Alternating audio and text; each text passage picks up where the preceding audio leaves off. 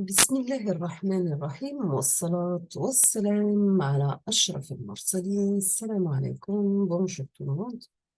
Aujourd'hui, on va voir ensemble la deuxième vidéo sur le module recherche, documentaire et conception d'un mémoire de fin d'études.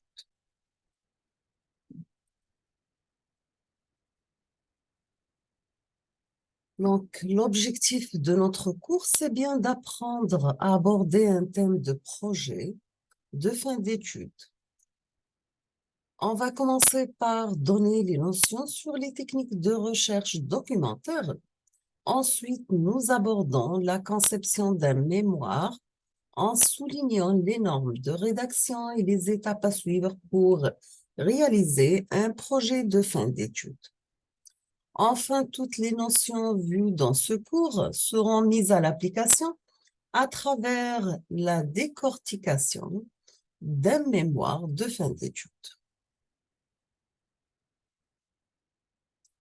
Dans le chapitre numéro 1, on va voir la recherche documentaire. Dans le chapitre numéro 2, on va voir ensemble la conception et la rédaction d'un mémoire de fin d'études. Troisième chapitre, on va voir l'aperçu sur la rédaction avec l'X. Quatrièmement, la présentation scientifique, vous avez les exposés oraux. Cinquième chapitre, c'est décortiquer un manuscrit, atelier par exemple, les supports de cours, les supports vector machine ou bien les HMM, les réseaux de neurones, etc.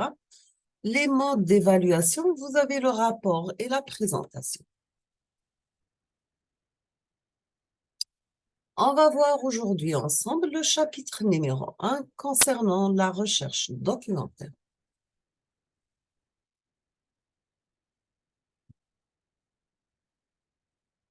Comme toujours, on doit commencer par une introduction, pardon. Vous avez que l'étape initiale lors de la réalisation d'un projet fin d'études, c'est bien la recherche documentaire. Cela consiste à chercher et identifier des documents relatifs au thème étudié. Nous avons que toutefois la surabondance de l'information disponible sur le web exige l'utilisation d'une bonne stratégie de recherche pour établir un compromis entre la richesse documentaire et la rigueur scientifique. Bien sûr, exprimant la qualité et la fiabilité de l'information. Pour cela, il est nécessaire de sélectionner les sources d'informations qu'on va utiliser. Toutefois, avant de passer à la recherche documentaire, on doit avoir un sujet.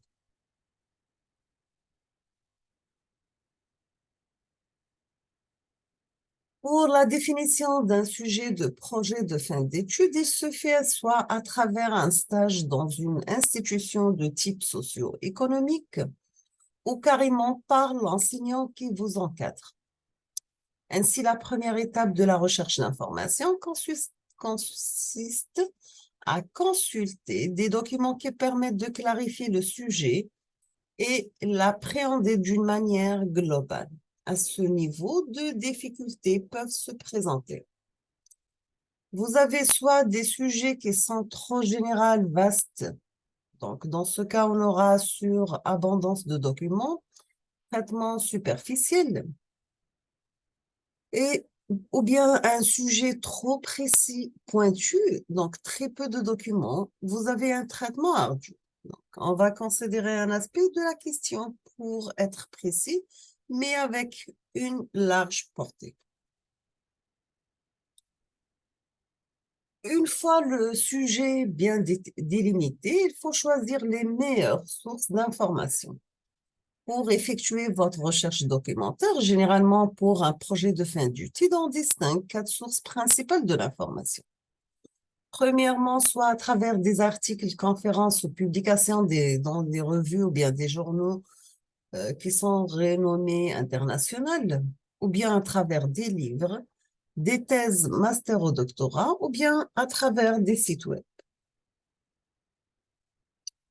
On va commencer par les articles. Donc, quel que soit le thème abordé, le nombre des articles disponibles sur le web est très important.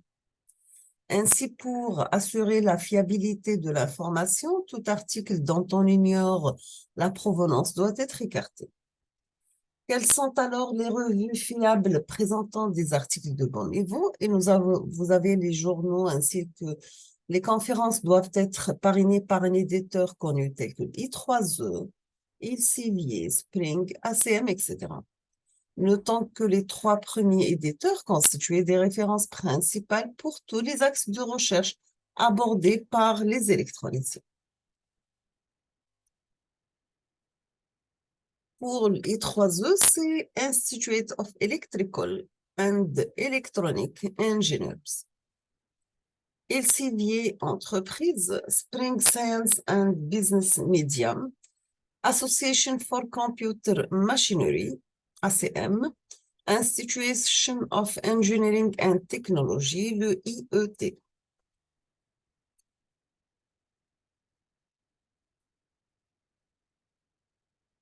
Quelles sont les sources d'information toujours en considérant des éditeurs que vous devez les citer? On constate que chacun possède sa propre librairie. Vous avez le I3E Explorer, Elsevier Science Direct, Springer, Springer Link.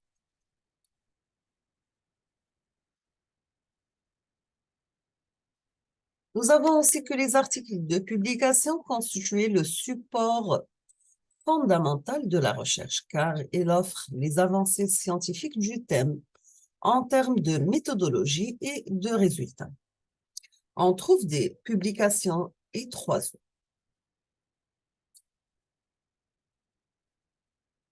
Concernant les articles ou bien les revues, vous avez soit des revues classe A ou bien des revues classe B. Pour les revues classe A, c'est les revues indexées par Easy Thompson dans la base Web of Science. Toutes ces revues ont un facteur d'impact, impact factor, qui reflète le ratio des articles publiés et cités. Des revues classe B, c'est les revues indexées par Scopus. Elles n'ont pas un impact factor et la plupart des éditeurs ont des revues classe A et classe B.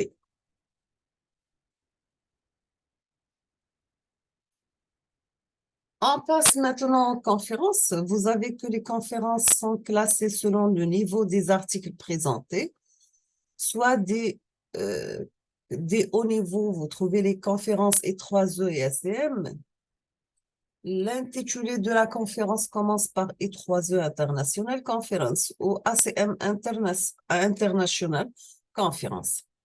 Bon niveau, vous avez des conférences indexées dans E3E, vous avez ACM Scopus Springer. Donc, ce sont des conférences avec un bon process de review. Des conférences de niveau limité qui sont des conférences nationales non indexées à faire comme premier pas en recherche. Fake, ce sont des conférences non indexées sans comité de lecture. Ce sont des conférences éligibles, voir le site de CSF.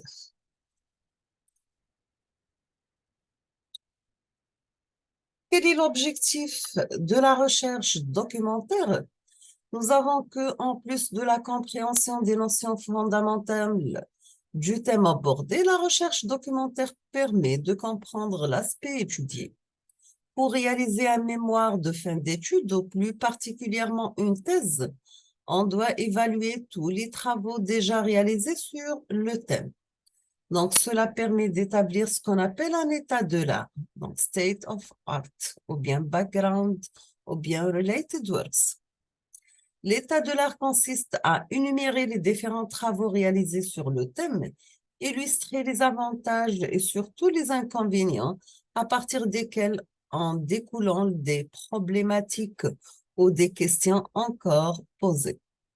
Vous avez que le travail d'un PFE ou bien d'un projet de fin d'études ou d'une thèse doit donc aborder une problématique ou bien une question encore posée afin de proposer une solution.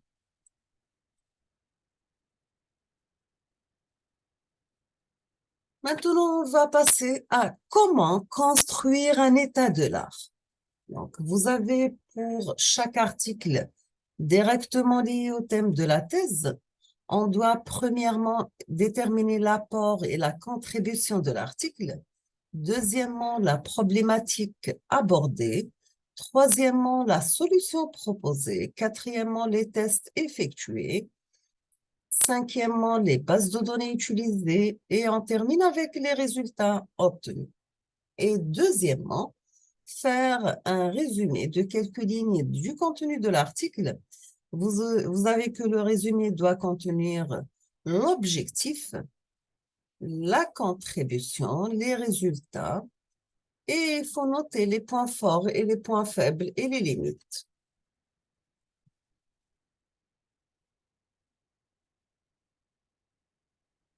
Maintenant, pour l'élaboration de la publication, comment choisir une revue? On va s'arrêter ici aujourd'hui et on termine la suite dans la prochaine vidéo, Inch'Allah. Je vous remercie infiniment pour votre attention. Comme toujours, n'hésitez pas si vous avez des questions et à la prochaine vidéo.